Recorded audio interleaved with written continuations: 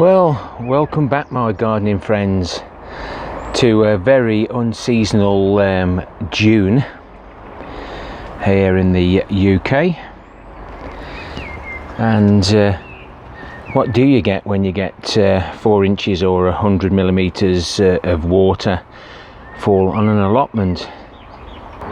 Well, all the pots are clean that are dumped in my washdown area. That's absolutely full and overflowing. Wildlife pond is nicely full. The plants have absolutely loved it. These are the Jerusalem artichokes. Had to get the giant marrows out of these containers because they're absolutely full. And my Sarpo mirrors are reaching for the sky, as are the sunflowers. These have come on leaps and bounds. I did a picking of these 2 days ago and they all were about that size, and now they're this size and possibly a little bit bigger than I really like.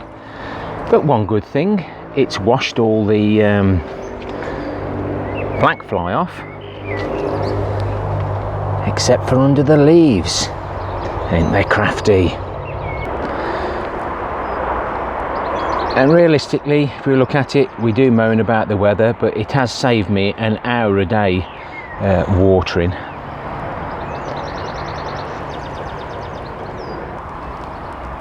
These are Bill and Val's peas. Absolutely loving the weather, and like I say, everything's come on really well.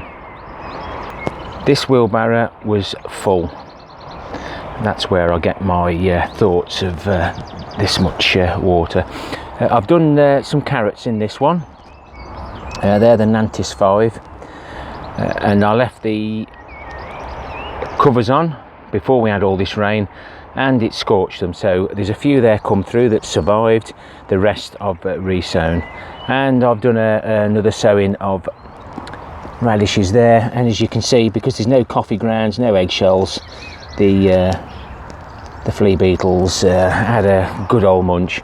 You can always recognise it by the shape that it eats around the leaves. I did put some spring onions in there. I was going to do a row at a time. Hopefully I'll get some. I think my grass cuttings are a bit soggy and overflowing. What a waste of juice that is. Some of the not so good things, a good portion of the onions have gone to seed now, so we won't have many of these. Even one of Pete's Kelsey onions has now threw up a seed head. Still some good ones in there,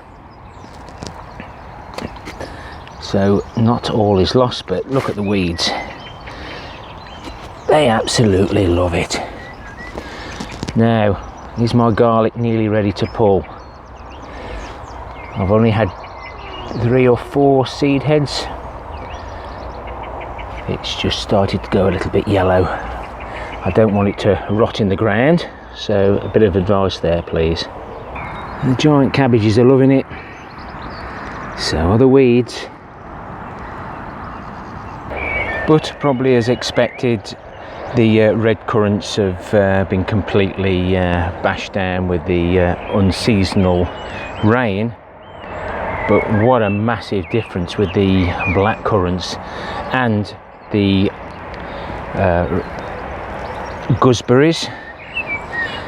And I won't be having to water the blueberries this year. So this is one of the red cabbages that we left in the pot, and this is the same variety that's planted in the ground. These are the greyhound pointed cabbages, and they've done extremely well. And these giant cabbages that I've put the loops on to hold the leaves up are looking extremely well.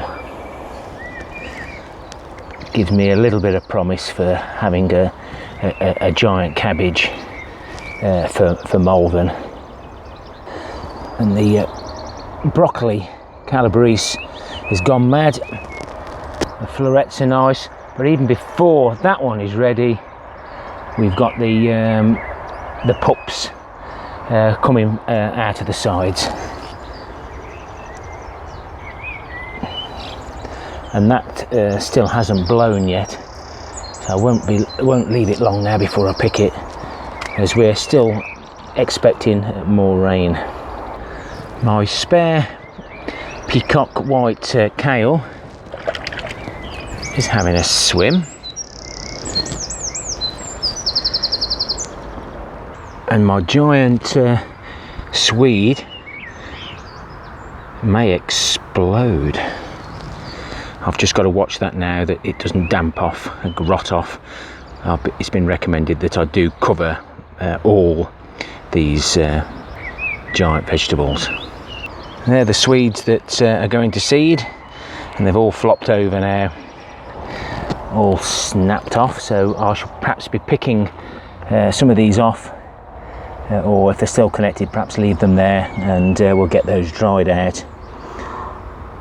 And thank you to Tim Trollforge for saying that the younger ones of these you can eat on a salad. I'll try that next time. So as we walk on to plot 1, hashtag starting a new allotment, that's in my playlist if you want to go and view that. This is a volunteer poppy, and there's absolutely loads this time, so it's always worth letting them come back. But everything is greening up nicely. There we have one of the giant singles.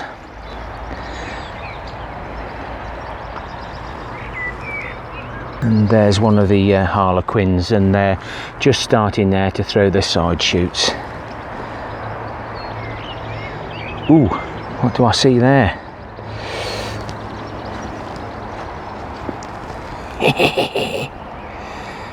Oh, that's going to be sour. Now, yes, a little bit tart. That's one of the stems that we didn't cut down. So they're producing fruit before these. So it wasn't very nice though. So maybe that's why we should cut autumn ones right to the ground. Considering how big the rhubarb is, it's not affected that. It's affected the trees. As you see, I've got a little bit of netting there just to help prevent some of the fruits disappearing. But all this wet weather means all the slugs are out and about. But you can see evidence all the way down here where the birds have been.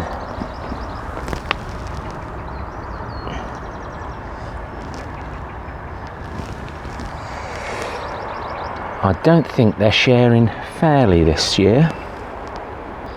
The constant battering of rain has knocked some of these about, as you can see. You can tell by the leaves that they're not facing in the right direction, and that's because I haven't tied them up properly, or it's not been secure enough.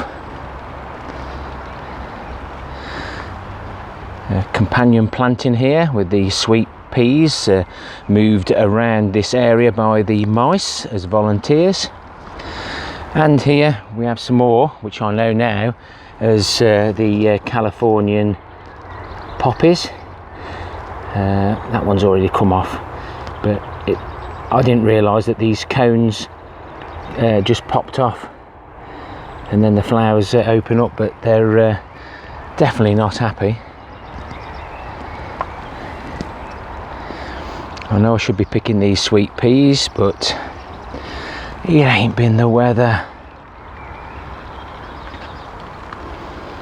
I'm really pleased that some of the seed from home from these giant poppies, whoops, just crashed into that. So I did scatter about 1,000 seeds on here, and there's one there, but it's giving a nice show.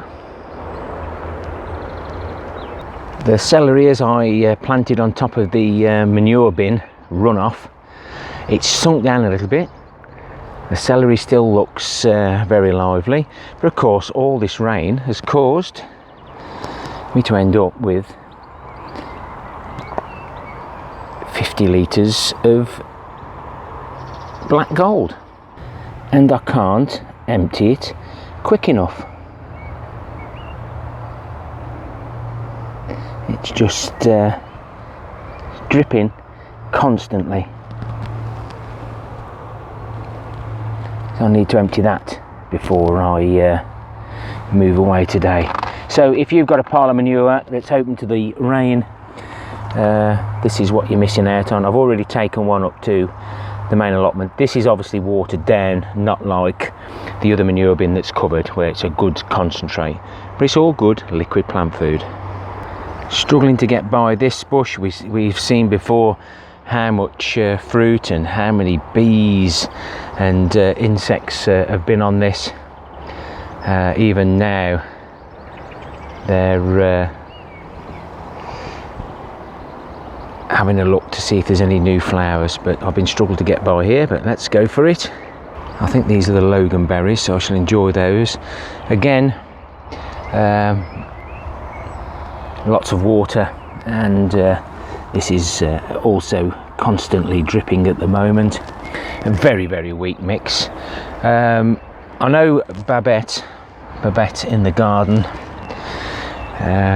doesn't always agree with these strawberry towers because the moisture can't get down to the bottom, and they do dry out, and I will have to have a rethink.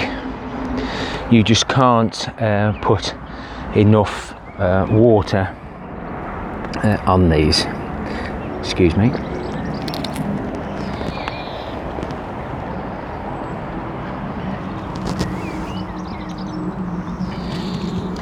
The birds are still getting these,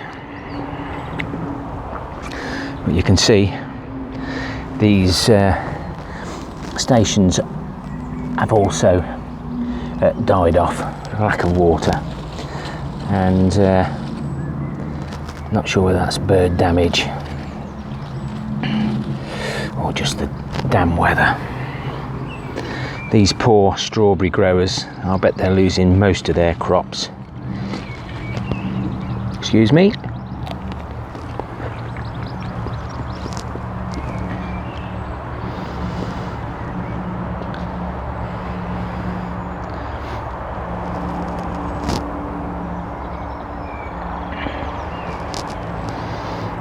And this tree that we dug up, it's only in a pot, but I've buried it. I didn't realise, but it actually has produced something.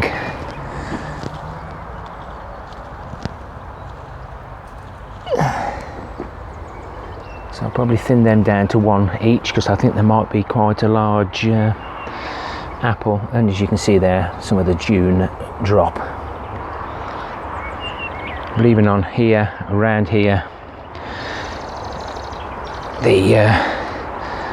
the greenhouse water butt's full, that's full. Again, more evidence of how much water it has been about.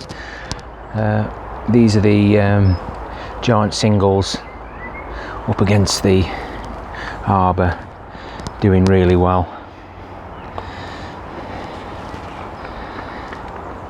And enjoying the rainwater. Now you can see the difference between the artificial fertilizers there and then the homemade. So there is a difference, but I'm quite happy with what I get, and we'll find out later on when we do the 90-day reveal, and I'll repot these again for another harvest. Compost runoff bin's not affected by this weather, but that's broken down nicely now, so I'll start filling that side when we start pulling a few of these weeds out. That's full. These are the overflow tanks, and I'm going to have to watch these, but I don't really want to drain that off because of all the lovely black liquid that I've put in. It's all drained out, so hopefully the potatoes will suck that back up. Whoops, this is the comfrey that we cut down. What a difference that's made. And the flowers are just forming there, or they have been for a while, and the bees have been busily away on that. This I cut down after this one, so you may appreciate what we've got, and it's all in there, and I'm not going to disturb that. These are two smaller barrels that I've found and give them a good clean. This is where the giant potatoes go in, and we've got some lovely weeds growing, and a lovely volunteer tomato. Need to get that cleaned up. Hashtag potato grown in a pocket of turds. Middle of the screen there, it's coming together nicely. And obviously I have got a concern of blight now.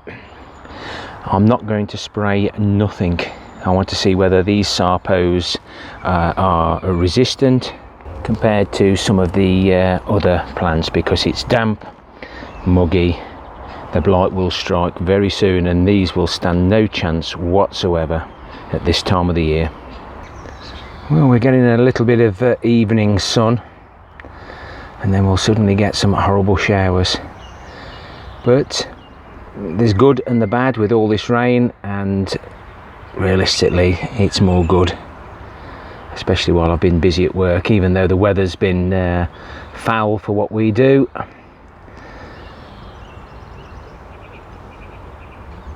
it saved me the watering. Happy gardening to you all. Till next time, my friends. Ta-ra for now.